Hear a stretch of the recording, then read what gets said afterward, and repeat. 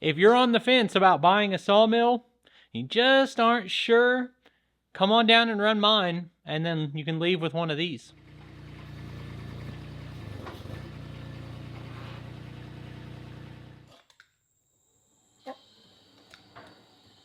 Hey, it's Brock here with Rock Hill Farms. I've got my dad here, and we are going to start opening up all the crates from Woodland Mills. We've got a stump grinder, 2 wood chippers, and 2 sawmills. And if you're new here or you didn't see the last video, don't know what's going on, we are refurbishing Woodland Mills products, and we're going to be offering those up for sale. So Dad's here for the expertise. I worked for 25 years in a factory setting up and adjusting and replacing broken parts on some very elaborate large machinery, and Brock's worked that longer at doing the same thing. So we've got some knowledge about machinery. But we're not experts on this, so we'll be learning a little bit as we go. So we've got the miniature skid steer that we can use in here like a forklift, but then that exhaust means we have to open the doors and it's pretty cold outside. We're up and rolling. I've made a spreadsheet that lists out all the products. It has the price it came in at, the retail price. We're going to put on the serial number, then make a list of all issues that we find. It might be a little tight because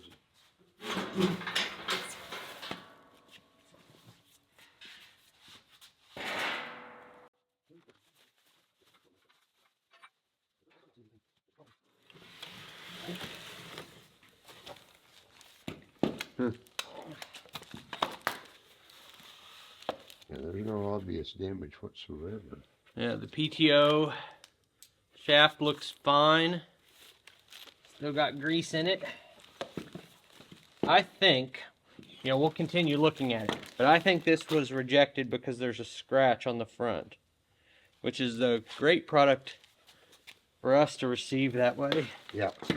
One little thing I like about these stump grinders is that this is a chainsaw holder, which definitely comes in handy when you're stump grinding.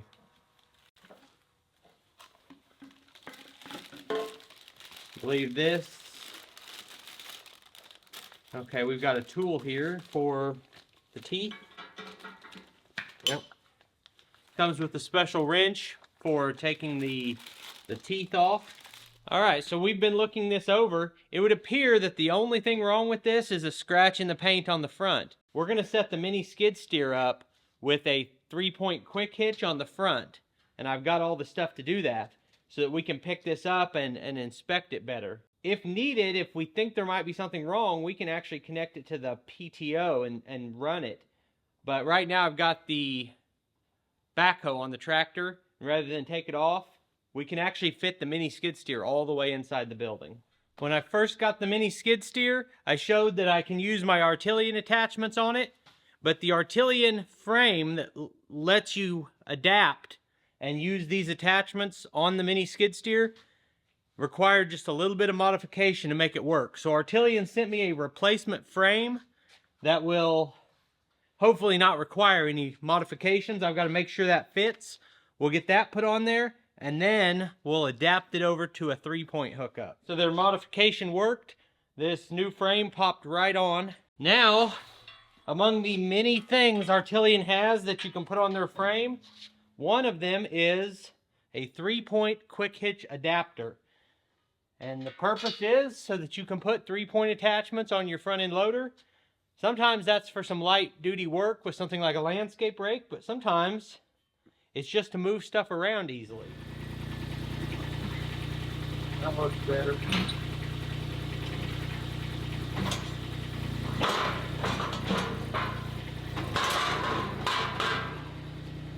Let's shut it off.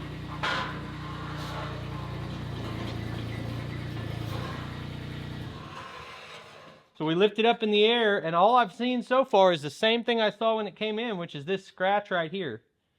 You think that's just throw it in the scrap pile? Oh yeah, absolutely. I'd send that puppy back. No, had this arrived at my house, I'd be using it now. I wouldn't, and so it's personal. I said if this came and I was like, well, it's scratched up, I would have just taken it and used it. But I don't want to make the case that that's the right thing to do. You paid for it. If you don't want to accept it with a scratch on it, then that's your prerogative. A lot of people, if the package is damaged, they're assuming that the product may be damaged. They don't want to take possession of it and then have difficulty in returning. So they just return. So I don't see any damage to the wheel. It spins really freely. The PTO shaft looks perfect on the back side. It's clean. There's nothing's contacted that. All the connection points are good. The PTO shaft looks good. We started with the stump grinder because it doesn't have as many moving parts in my mind as something like a sawmill. But to me, this is ready to sell, and we'll take a slight discount for some scuffed paint. Yeah, maybe Woodland Mills will send us some paint. That would do. A little touch up. Yeah, there's got to be a color match for this.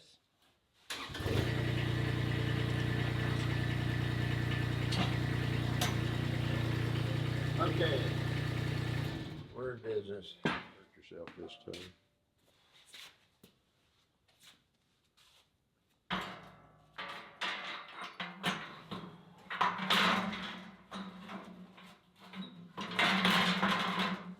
So the stump grinder is crated back up, and now we're on a wood chipper. This is the WC68 wood chipper. This is one of their smaller units, but still will handle pretty big material. So I don't see a lot wrong with it either, but we're going to unbox it and find out. So something pushed on this pretty hard, and I don't see the scarring from where it happened, but this is slid over about 6 inches or so, and this side is hanging out of the crate.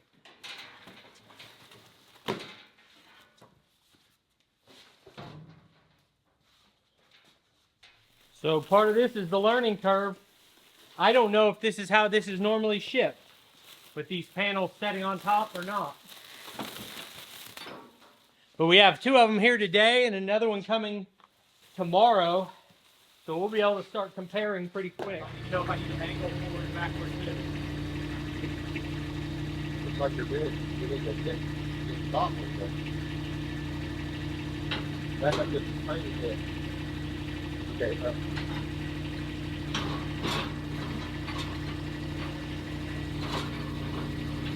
Good? looks like it.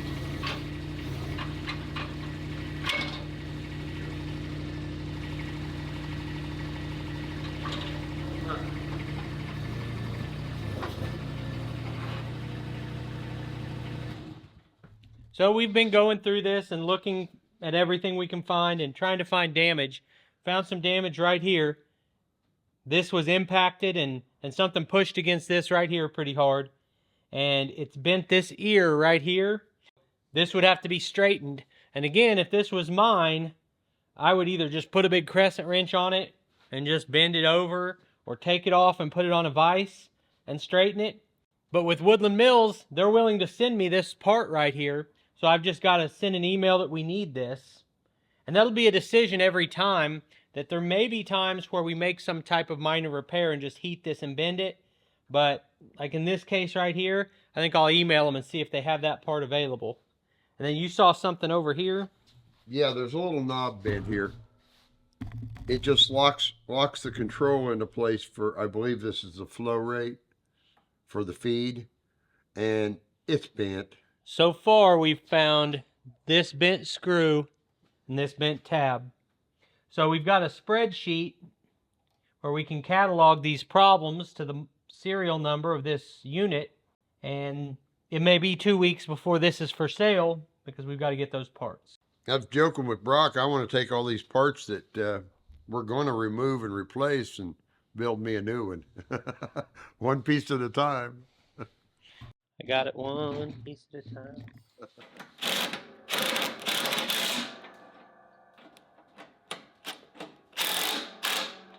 We've got a spreadsheet explaining what the model number on this is and the parts it's missing. Now, if the parts come quickly or we decide to fix it ourselves, we'll go ahead and get it done right away. But if it takes a couple of weeks to get a part for this, we're going to crate it back up and put the serial number on the outside of it so that we can go to it when the part comes in. Then we've got a spreadsheet saying what's needed. So as I look at this piece right here, which has a little bit of a twist down, and then this tab here is twisted. This is not for that feed chute handle that I thought it was. This is actually part of the connecting mechanism for the extension on the in-feed chute. And what's really cool is in your Woodland Mills owner's manual, the full drawings for the entire machine are there. Every little part is here, and it's got the part number. You look at the number on here, you find it on here, you got the exact part number. I thought I was going to have to try to send pictures and a description of what it is, but this is so detailed I won't have to do that. So now I need to find that little thumb screw. So there's no damage at all or any signs of wear or impact on the PTO. It spins fine. You spin the PTO, it's turning the flywheel. So we're pretty confident there's nothing wrong in here, but we're going to open it up and check it out anyway. And it's also part of the learning process here.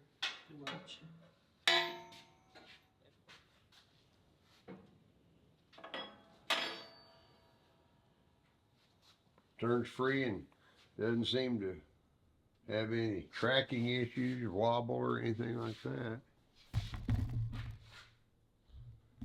She's a beaut, Clark. Now, if it looked like it had some damage, you could put an indicator on it and see if it tracked good, but it's just turning as smooth as can be.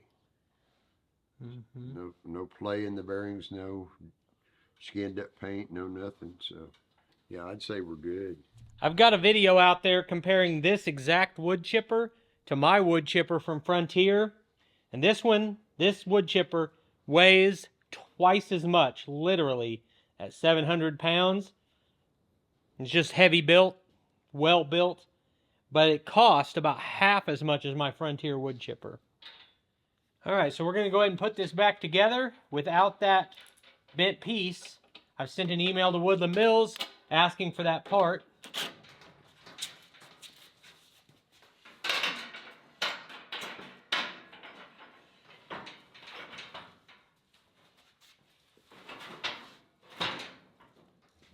So when we undid this, everything was kind of zip tied in different places, all the semi-loose stuff.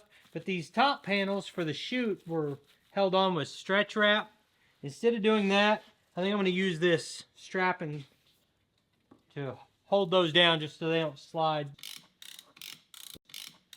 That ain't going nowhere. Have you ever heard about somebody having a magnetic personality? Uh-huh. Mine's the south end of the magnet. Yeah. Morning. Well, I feel like I know you because I've seen you a bunch. Well, it's sure good to get to finally shake your hand. Yeah. I've seen you a bunch.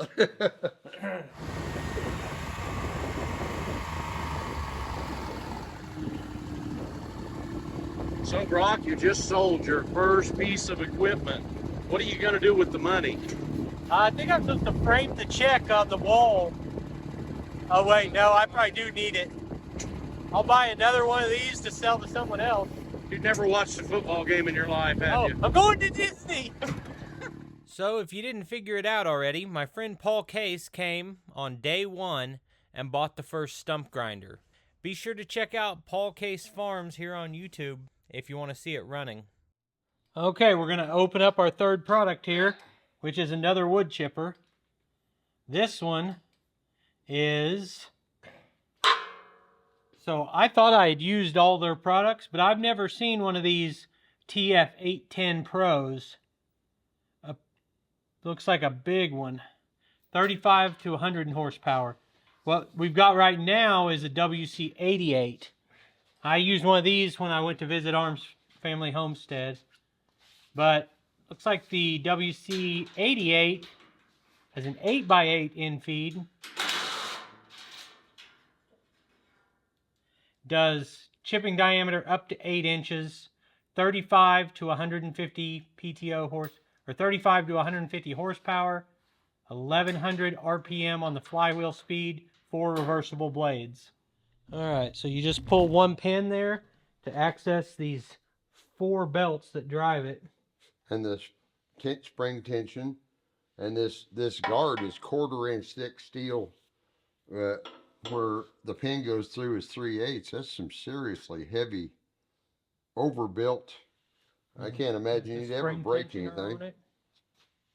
Double heavy springs. If you guys aren't familiar with the way these work, this is a wheel stop. It's got a spot when you rotate the flywheel that this will pop into, and you put a pin if you need to stop the flywheel from turning. Like for when you're changing cutters. Yep. Or something. It locks the whole thing into place so that you can remove the carbide cutters. Okay, as we continue to go through this and unwrap all the parts and look at everything, the 2 side panels on the chute are our first sign of damage right here. And these are bent pretty badly. Now again, this is the same thing we're going to have to work out with Woodland Mills, how the operation's going to go. But we could straighten this and touch up the paint, and we're selling them at a little bit of a discount. So that would just be something that we declared and let the buyer know about. Or more likely what I think is going to happen is we're going to order replacement parts from Woodland Mills. So we've been working on this second wood chipper and haven't really found anything wrong, but we just got a freight delivery for a sawmill. So I'm going to run down and get it. We'll at least get it inside. I don't know if we're going to open that up today. And I've never carried a sawmill with this, but I think it can handle it. I want to play with the mill.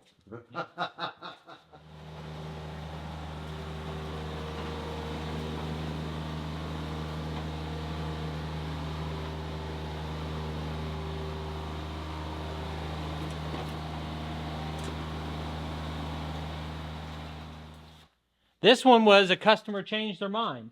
This is a 22-inch sawmill, and they ordered it, decided they wanted the 26, and it was just shipped to their place and then shipped here. So this mill, we will still open it up and look at everything, but this mill is going to be listed for sale very soon. Now, and also both of these wood chippers will be listed soon, probably all of it. I think it's going to move pretty quickly. But we have not addressed shipping yet. I've got to set up a brokerage account with a freight shipper, or we have to figure out shipping for anyone who's not looking to get it locally. So probably the first few weeks at least, we'll probably be looking towards the local sales first. It's a better deal for the customer too if you're able to pick it up here. And I think you could drive a good ways before you've paid and covered the shipping cost. Yeah. And not to mention, in the case of a mill, customer might be interested in seeing one in operation. Yeah. And we've got one set up and ready to rock and roll. If you're on the fence about buying a sawmill, you just aren't sure, come on down and run mine, and then you can leave with one of these. Yeah. I know if it was me buying, I'd really like to see it in operation. Yeah. Not just a YouTube, but a hands-on. All the frequently asked questions, yeah. How to get a log loaded, all the different things that you might want to know. Now that we've got another sawmill brought in, we've got to add it to our spreadsheet here so we know everything we've got, serial numbers, and the date it arrived. We also need to catalog accessories. That one comes with a track extension and a pack of blades.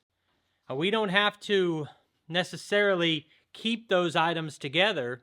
While I'm doing that, Dad's doing the work. We're getting ready to get the hay wagon out of here. I actually got the wheels and tires cleaned up, and they are at least ready to go on here. They're the only thing that's done, but now I can take it in and out when I'm ready to work on it. So it's not much, but I'll take it. Brand new equipment tires on a nice painted rim. On the to-do list for very soon, I've already got all the stuff. I'm going to clean the rust off of this hay wagon and get it painted. But today, we just want to get it movable so we can maneuver this stuff around in here. And so I've got a little bit of rust patrol on the bolts.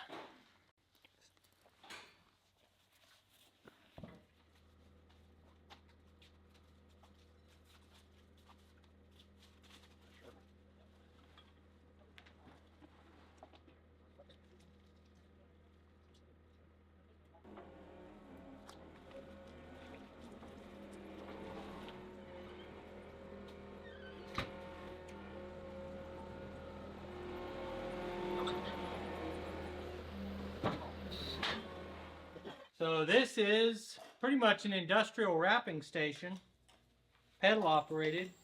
We can set product on here, hold the shrink wrap. I've got pallets of shrink wrap. You hit the foot pedal and hit it again. And I mean, this is an industrial setup. I think it's going to handle those products just fine, but I guess maybe we should set one up here. I don't remember what the weight rating on it, but it was pretty heavy duty. I can look it up, but I'm sure it's more than what we have.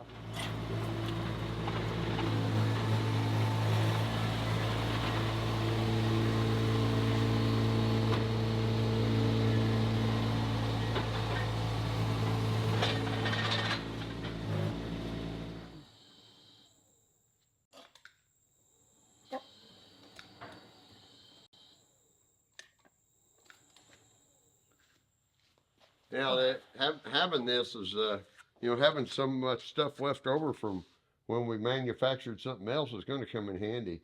And that skid steer, that mini skid steer is amazing. Yeah. It's going to make this kind of work so much easier.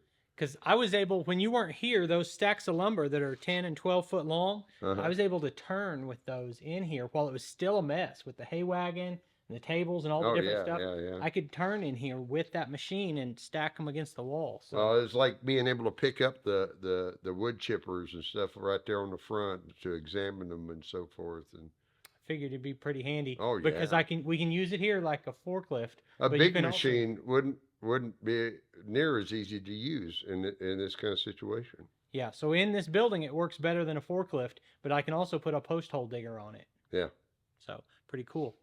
Well, it's getting late in the evening, and I want to say we've had a good first day. We learned a few things about the process. We have a lot more to learn, but we had a good time, got a little done.